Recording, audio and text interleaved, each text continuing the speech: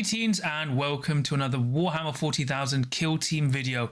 Today I'm reviewing the Hyrotech Circle kill team for Warhammer 40,000 Into the Dark kill team. Before we get into things, thanks goes to Games Workshop for providing this to review for free. As always, I aim to be honest, impartial and constructively critical. And also please remember to like and subscribe as well as comment. Let me know what you thought of the video and the review as a whole. And if you want, I've got a Discord you can check out in the episode description below. And also a Patreon if you want to give me some more support. But yeah, I'm reviewing the Hyrotech Circle Necron kill team, which you can find in the Shadow Vault box for Kill Team Into the Dark. For the narrative, the Hyrotech Circle are basically a sect of cryptechs who are, operate and deal with things that would be beneficial for the Tomb World as a whole.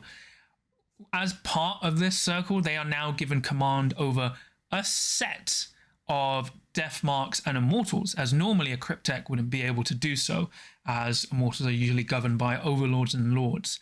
But with this small sect, they're able to, perform missions that will greater the Necron dynasty that they belong to, whether it be eradicating small targets or stealing technology that they have owned that has been lost to them, or destroying targets that would most gratefully benefit their expansion as a whole.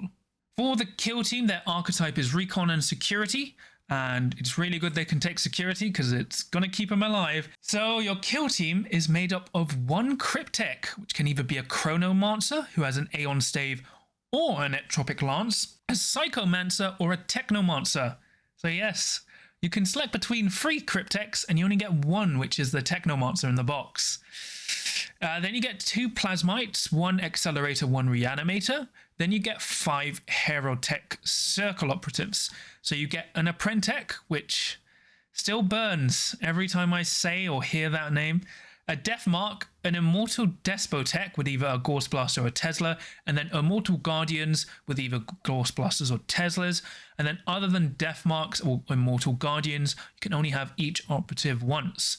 So you're effectively a leader, 5 Necrons and 2 Plasmacytes. So you're an 8 operative kill team, but in all honesty, I would say you are 6. So it's pretty rough, in my opinion. For the TAC Ops, you have Unyielding Ancients. So reveal this TAC Op target step in the first turning point. At the end of the battle, if 3 or more friendly Hyrotech operatives, excluding Plasmacytes, are within red of the center of the kill zone and or your opponent's drop zone, you score 1 victory point. If you achieve this first condition and one of those operatives is a friendly cryptech or Apprentech, you score 1 additional victory point. So it's an endgame objective, but it's actually quite reliable to score as long as you don't get wiped out. Like, you do need 3 or more operatives alive, which can be tough, but you either need to be in the central, which is great for like central control, or within red of your drop zone, which is actually very doable on a lot of missions. And because this is all scored in 1 turning point, you can kind of hang back and then score this. Obviously, your opponent is aware of it, but you reveal this in the first turning point, and then you don't need to remind them because it's open knowledge. But I really like this TAC Op. Then you've got Unearth Artifice for TAC Op 2. Reveal this in the first turning point. Place one of your Artifice tokens anywhere in the kill zone that is more than red for your drop zone and not on a terrain feature unless it has insignificant. That token is earthed. At the end of any turning point before the 4th, if you control it, you get 1 victory point. At the end of this battle, if you control an unearthed Artifice token, you score 1 victory point. So it has to be unearthed for both. A friendly operative can perform the following mission action for 2 action points. You can perform this while you control the Artifice token. This Artifice token is unearthed. You cannot perform this while within engagement range. So it is a bit tough to do in terms of 2 AP to Artifice, like unearth it. I would have preferred if it was 1, but I actually really like it. It benefits how this kill team plays as well as your TAC Ops as a whole. Then you've got Worthy of Study. Reveal this in the first or second turning point. Select 2 of your opponent's operatives. Your opponent then selects one of them to be Worthy of Study. If that operative is incapacitated before it's removed from the kill zone, place one of your study tokens as close as possible to the center of its base. At the end of the turning point, if friendly operatives control your study token and a friendly cryptech or Apprentech is within red of it, you score 1 victory point. If you achieve this first condition at the end of any subsequent turning points, you score another victory point. So the neat thing here is you actually don't have to reveal this in the first turning point. You can kill 2 operatives and make sure like your opponent's already committed by sending someone in and then going, okay, I'm going to select these 2 operatives that are closest to me now after you've committed them. You now have to pick one. I really like this. And, also punishes people who forward deploy. I think is really, really good. So for the faction abilities, you have Living Metal, which is unchanged. So in the ready operative step of the initiative phase, all operatives will gain 2 lost wounds or 1 if they're a plasma site. Then you have reanimation protocols. Certain rules allow friendly operatives to attempt to reanimation. The first time each friendly operative is incapacitated, if it attempts reanimation, before removing that operative in the kill zone, place one of your reanimation tokens underneath the operative as close as possible to the center of its base and leave the order token next to it. Note that the second time each friendly operative is incapacitated, it cannot attempt to reanimate. In the ready operative step of each turning point, after resolving Living Metal, roll a d6 for each of your tokens. On a 1 to 2, leave that token there. On a 3-up, that operative is successfully reanimated. Set up the operative that reanimation token was placed for. It must be as close as possible to the token and not with an engagement range of enemy operatives. It has D3 wounds remaining. It has the order remaining of the order token. So if it died with an engage order, it comes back with an engage, and then you remove that token. And then in narrative play, operatives that successfully reanimated are not treated as being incapacitated for the purpose of casualty test unless they're incapacitated again. So the biggest change here is, it's free, but it was kind of always free. It was just a free stratagem. Applies for basically multiple operatives. So if you lose 3 operatives in the turning point, you have 3. So you can now do more than 1, whereas before it was like a layered thing. My biggest annoyance here is this is now after healing, where before you would reanimate, then heal. So you can be in the situation where someone now reanimates with D3 wounds. They come back with 1, and they can potentially just immediately die again. Especially as you guys aren't immune to being injured. I don't see why they nerfed reanimation protocols, especially with how limited this kill team size is. I find they've over-nerfed it. Like, if it had Living Metal after reanimation protocols, it would be fine.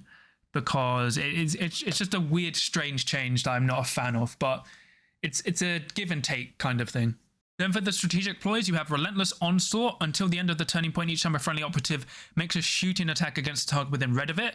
In the roll attack dice step, you can reroll one of your dice. This ploy has no effect on shooting attacks made by the magnificent Conduit ability, which you'll see shortly. So it's a nice way to get rerolls. Then you've got Intractable March for Deathmark and Immortals. If they have an engage order, you add white to their movement, so they go back to normal movement. Really good and way less restrictive than the Compendium version, which stopped them doing mission actions. Then you've got Undying Androids. Until the end of the turning point, each time a shooting attack is made against a friendly operative, if that operative is not in cover in the roll a defense dice step, before rolling your defense dice, you can retain 1 successful save without rolling it. So this is actually really good. It basically combos with Intractable March when you're moving up. Even if you're in the open, you're going to be retaining dice. So it's a really useful stratagem. Then you've got Dimensional Concealment. Till the end of the turning point, friendly Deathmark operatives for 1 action point can change their order, and you can only use this once. It's really bad because you'll see why, because Deathmarks are quite bad. For tactical ploys, you have Dimensional Translocation. So for 1 CP, use this tactical ploy in the setup operative steps when you would select operatives. Well, when you'd set up operatives, you select 1 Deathmark to be set up in hyperspace dimension. In the firefight phase of the first turning point, the operative is considered to be within the kill zone for activation purposes and must be activated as normal. When it is, set it up with an order of your choice anywhere in the kill zone that is more than red from the enemy drop zone and enemy operatives. That operative is treated as having performed a normal move, so subtract an action point accordingly. Then continue as activation as normal. You can only use this once. So it's like the Wormblade one. You take a Deathmark and deploy them anywhere on the board more than red from the drop zone, so they can be on a vantage point. You could use them to get an early snipe, but you're basically using this for mission actions. And because you're only ever taking that, I think it's very situational, but it's nice, right? It's fine. I think it's really good, but it's the main reason you only take 1 Deathmark. Then you got Leech Power. Use this ploy when a friendly Cryptek optic is activated. Select 1 friendly operative within 2 white of that Cryptek. If that other friendly operative's APL is not negatively modified, after calculating all modifiers, subtract 1 from their APL and add 1 to that Cryptek's APL. So because Cryptek's a free APL base, it's a nice way to go to 4 APL, and you can use it on your plasma sites as well. So it's a really situational stratagem, but I really like it. Then you have Cortical Subjugation. Use this tactical ploy when a friendly Cryptek is selected as the target of a shooting attack. Select one friendly operative that is visible and within white of that Cryptek and is not within engagement range of any other operatives. Resolve that shooting attack against that friendly operative instead, and it's treated as being a valid target. So really good. It's like 1 CP Savior Protocols. Really nice. Then you have Commence Reanimation. Use this tactical ploy when when an operative is incapacitated for the first time during the battle. You attempt to reanimate. So the only problem is you spend a CP to roll a dice to see if someone comes back. I would have preferred if it just automatically happens because you're spending a CP for it. So for the operatives, starting off we have the Chronomancer. So all Crypteks have free white movement, free APL, free up save, and 11 wounds. This one either has the Aeon Stave or Entropic Lance. If you have an Aeon Stave, it's 5 attacks, hitting on 4s, free blast white, lethal 5 upward stun. Pretty solid. And in melee, it's 3 attacks, hitting on 4s, free lethal 5 upward stun. The shooting attack of the Entropic Lance is 4 dice, hitting on 4s, 5 free, AP 1 more wounds free. And then on melee, 3 dice, hitting on 4s, free 6. It's okay. It's alright. You have this general special rule, which is Magnification Conduit. Each time a friendly operative makes a shooting attack, if a friendly Apprentech operative has an engage order and is visible to this operative in the select valid target step of that shooting attack, you can treat that friendly Apprentech as the active operative for the purpose of line of sight. If you do, in the roll attack dice step, you can reroll any or all of your dice of a single result. So it's a nice way to get rerolls and interesting angles, but you do have to be engaged for it. Then you have Cryptek Actions. Cryptek Actions are unique actions to this operative that they can perform. When this operative is added to your roster or data slate, it gains 2 Cryptek Actions. Select them from the opposite. This operative cannot gain the same Cryptek Action more than once and cannot perform a Cryptek Action if it has not gained. Make a note on the Cryptek Actions and the operative is gained on your roster or data slate. This should have been when you select them for the kill team, because technically, most Crypteks have 3 powers, so you will need, technically, if someone was being really anal about it, they would want you to take 2 of each Crypteks. Yeah? I'm not going to do that. If anyone enforces that, what's wrong? It should have just been on the select kill team step.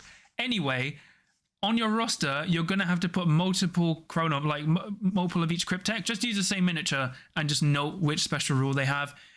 Really bizarre choice. Don't know why. It's just weird. Then you've got another unique action command. Select one friendly Deathmark or Immortal visible and within red of either this or a friendly Despotech. That selected friendly operative can immediately perform a fight, overwatch, 1 AP pickup or 1 AP mission action. This operative cannot perform this action while within engagement range of an enemy operative. So it's like the comms from the Phobos strike team. Actually really good and lots of range thanks to the Despotech. So here are the Cryptek actions they have. It has Time Splitter. So select one friendly operative visible and within red of this operative until the end of the turning point. The operative has an invulnerable save equal to their unmodified save characteristic, so generally giving someone a free up invuln, which is nice. You have Counter-Temporal Nanomine. Place one of your Temporal Nanomine tokens within red of this operative. Each time an enemy operative performs an action in which it moves, if it would move within red of that token, subtract white from the distance it can move during that action. At the start of the next turning point, remove that token. Very situational movement reduction. I wouldn't take this.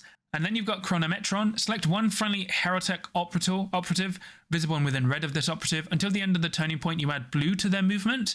And each time that operative would lose a wound on a d6 and a 5-up, they wouldn't. This is huge. So combine it with the ability to get plus white to your movement if you're on Immortal or Deathmark. You put this on one of your Immortals and you give them Chronometron. They are now moving 9 inches. And then if you give them plus 1 AP, they can move 9 inches and dash free.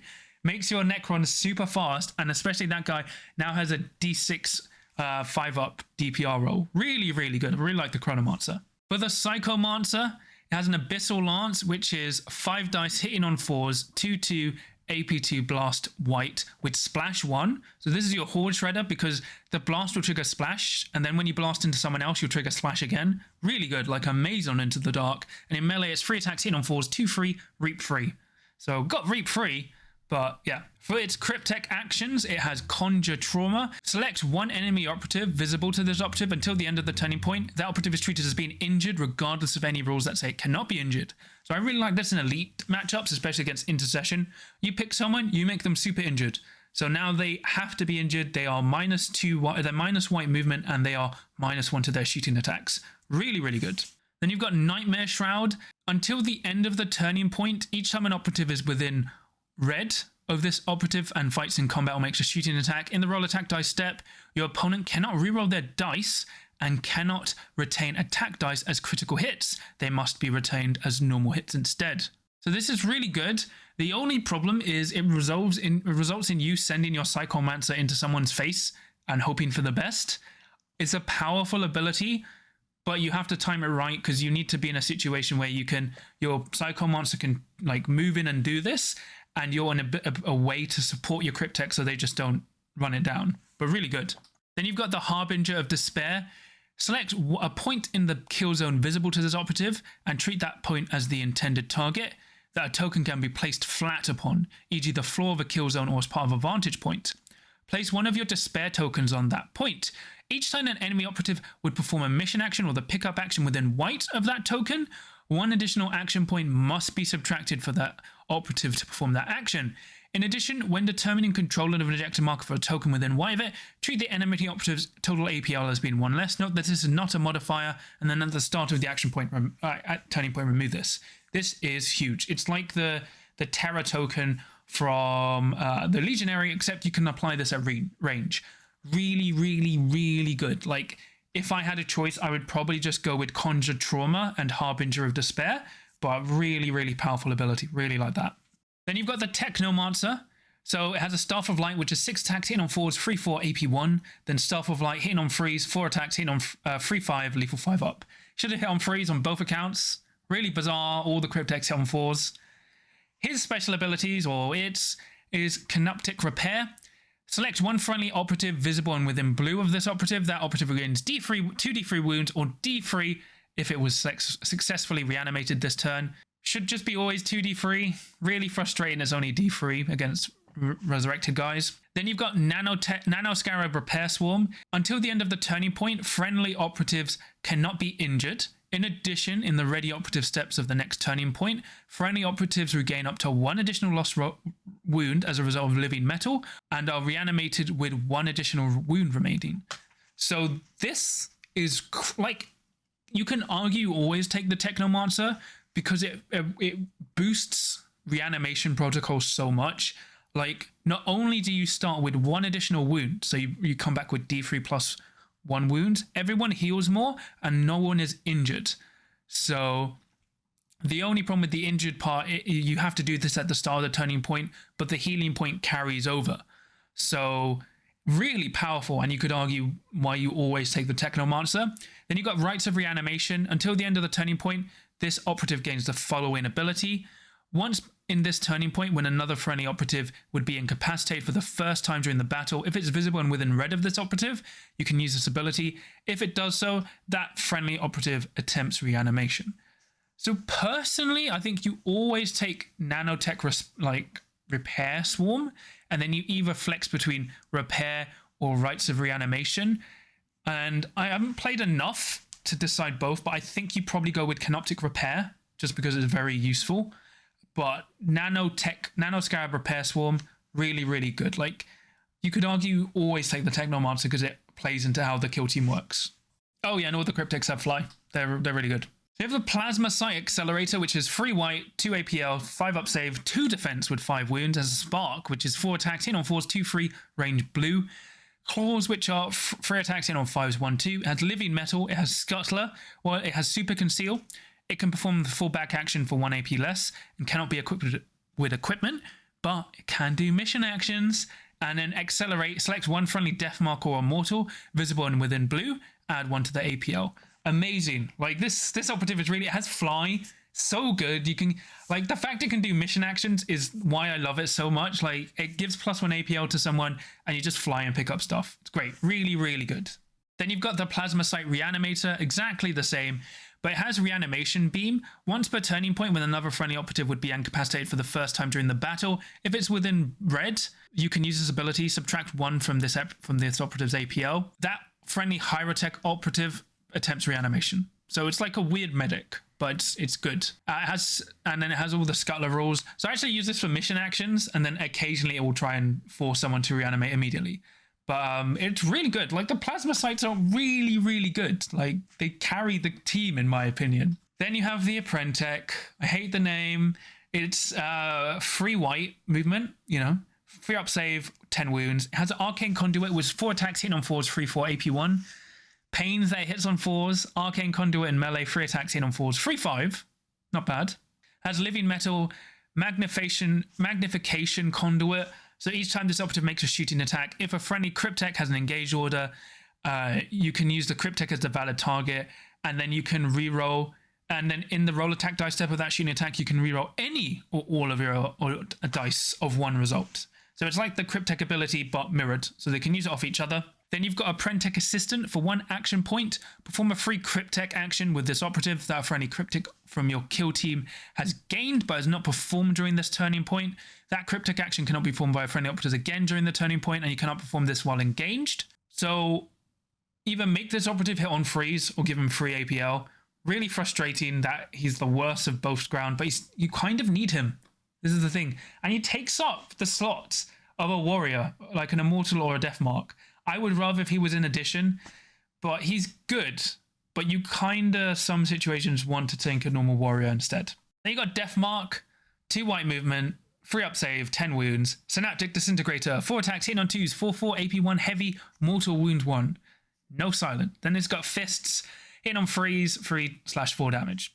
Living Metal, this is really bad. Cryptechs are really bad. You only take 1. Deathmarks are really bad, sorry. You only take 1 for the redeployment stratagem.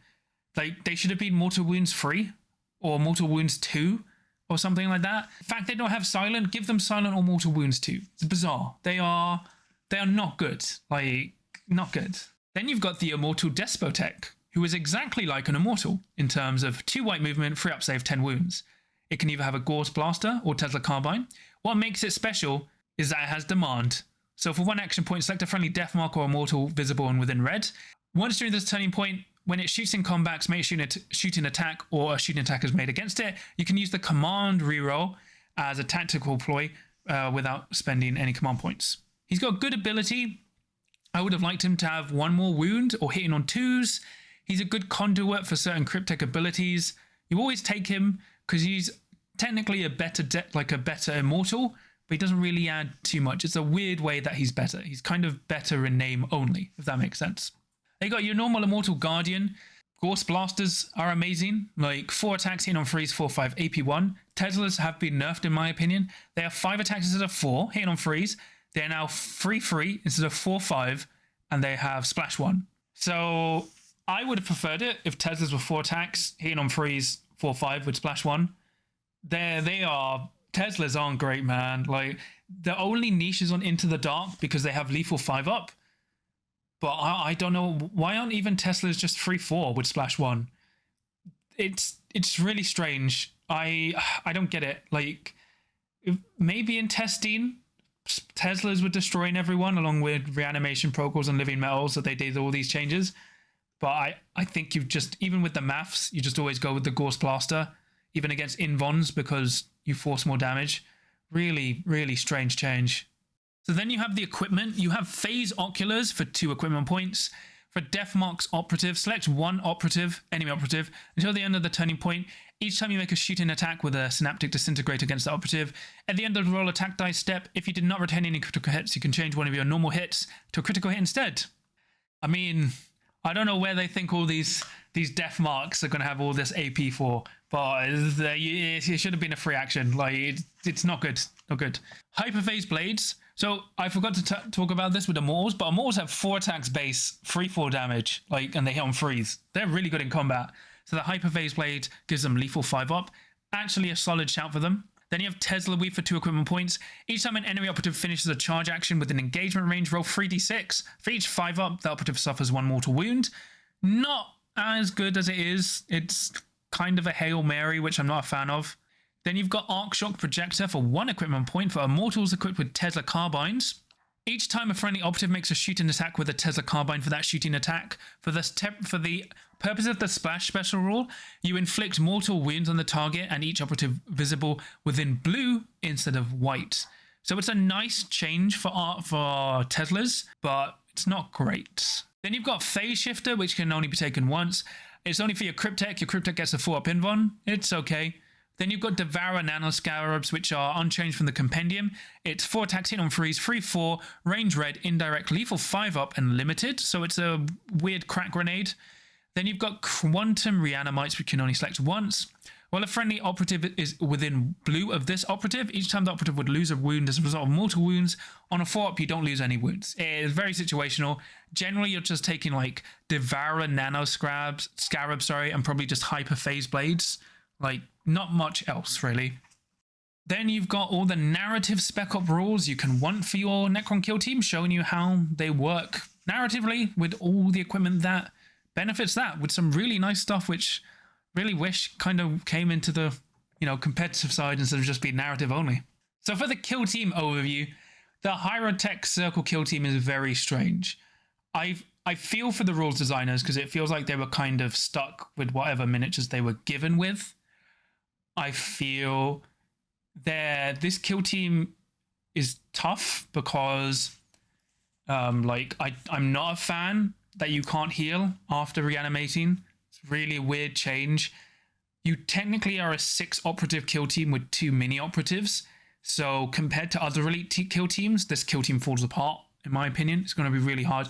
The way this kill team plays is very unique to everyone. What you want to do is start trading with people and then reanimating back. So you're like you're slowly wearing them down and then like playing off of security and slowly advancing up. But it's a very unique way to play and not easy. And the way this kill team is constructed, like you have to remember in the Compendium, you had 8, if you were running a full kill team of Immortals, that was 8 Immortals. So you have 5 this time and a leader, that's 6. And then you have 2 Cryptek Reanimators. They're better than the Compendium one, but I really wish these guys had 1 to 2 more warriors, and they had some like stat changes. If they had an extra warrior, I would be much happier. So you could take like an additional Death Mark or Immortal. I'd be really happy with this kill team. I think they struggle as they are now because if they were if it was 8 guys with the Cryptek and then you took the plasma sites, the 2 plasma sites pushing you to 10, I think that would have been fine, really fine. And I think they were just stuck with what came in the box. But as I said, they're a really unique kill team to play. I think they're just going to take a lot of time because they're very well balanced. They have the same thing as the, Kazakin. These guys are slightly better in Into the Dark because they're slightly better at melee and they have Teslas, which will have lethal 5-up in Into the Dark. So it's not horrible, but they're not great in Into the Dark, which is bizarre as well. So I like the kill team. I don't like what they've done with the Crypteks. I can take it for White Dwarf teams, but if I bought a box and then I was like, oh, these 2 Crypteks, I can't use them unless I buy these 2 Crypteks separately. Really not a fan of that. I see why they did it to give the team some more power, but it's rough. Right, rough. So for pros and cons, I really like the team. It's super thematic. It's a nice way to add Necrons to kill team. The models are really nice as well. I'm generally a fan of all the models. And I like how this playstyle for this kill team is very unique. As I said, they're designed to wear down your opponent and slowly take the lead. They can cause enough casualties, and the trick is knowing when to reanimate and when not to, because sometimes you don't want to always immediately reanimate. You generally want to reanimate before the next turning point begins, so then they heal 2 wounds and then you can heal them again. So there's a lot of depth to this kill team and planning. For the downsides, they are not good in Into the Dark, which is weird because they're designed for Into the Dark. The Immortals are really bizarre because while they're solid, they are terrible to put together. So, but that's more outside of their control because, as I said, I think 10 warriors would have been easier. The new Necron stuff goes together really well. Just the old stuff that suffers. And then I think they could do with some more operatives. They're 1 to 2 extra Immortals would help. Being able to take 1 to 2 either Immortals or Death Marks would help this kill team a lot. It's just missing that something from making them really, really solid. They're good at the moment, but they're just missing that. And I think people will find them quite hard to play at first, just because of how differently they play to everyone else. But overall, would I recommend this team? I think so. Yeah, they're pretty fun. I've already ordered the other Cryptex. I got 5 more Immortal, like another box, so I can build some more Teslas. Like, I'm already painting them up. Otherwise, I'd show you. I think they're really fun. They're a really unique way to play. I think they're one of the more highly skill-based teams because you need to know every matchup and know how to do the Cryptex. Oh, and I hate how the Cryptex, you have to choose their abilities on the roster instead of when you select a kill team. Should be the other way. But yeah, so this kill team requires you to know matchups and how to play, which is very Necron-like. And it's a nice, unique way to play. Like, the only downside you will have is you may lose your mind building the Immortals because they just go together really weird and the gun cables never connect properly. But it's a really fun kill team. I think it's just missing a few things. I would have probably preferred if they used Triarch Praetorians or Lich Guard instead, because they make more sense as an Elite 5 squad with a Cryptek. Like, it's just odd it went that way. But the Plasma Sights are really cool. I think you're going to have to know this kill team. It's going to catch a lot of people off guard. But if you play badly, you're going to get overwhelmed really quickly and fall apart. But I like this kill team, so I would recommend it. So if you want to get it, I would. You can check out my affiliate link to Element Games in this description below, which will net you a 15 to 25% discount to find this in Shadow Vault at no additional cost to yourself while helping to support the channel. So yeah, please remember to like and subscribe as well as comment. Let me know what you thought of this kill team review. Are you a fan of the Necrons or not? Did I miss anything? Let me know. And I've got a Discord you can check out in the episode description below, as well as a Patreon if you want to give me some more support. So I'll quickly thank my patrons. So for my Adepts of the Crit, I have Sam, Tarun, Kenzie, John Thomas, Dave, Daniel, Average Joe 27, and Adzik. And then for my Veterans of the Crit, I have Samja. So thank you so much. Your support is really appreciated and helps me so much. So yeah, that's all my reviews. Remember, I've got reviews of the Kasrkin and the Shadow Vaults as a whole, which you can check out. As for me, I'm going to paint the Necrons. They're a really interesting team. Like, for me, they're a kill team like that definitely needs some help. But I still think as a core concept, they're a really fun kill team. And for me, they're more interesting than the Kasrkin, even though the Kasrkin like are really well balanced as well. Like, the Necrons just seem fun for me. So I want to kind of test them out and see how they go. But my dream is they get 1 to 2 extra Immortals, like warriors. That would help so much, so much. But yeah, that's pretty much it. Until next time, remember, while you're patrolling the space catacombs for your Necron Overlord, remember, you can always win as long as the protocols align in the code and you always roll a crit.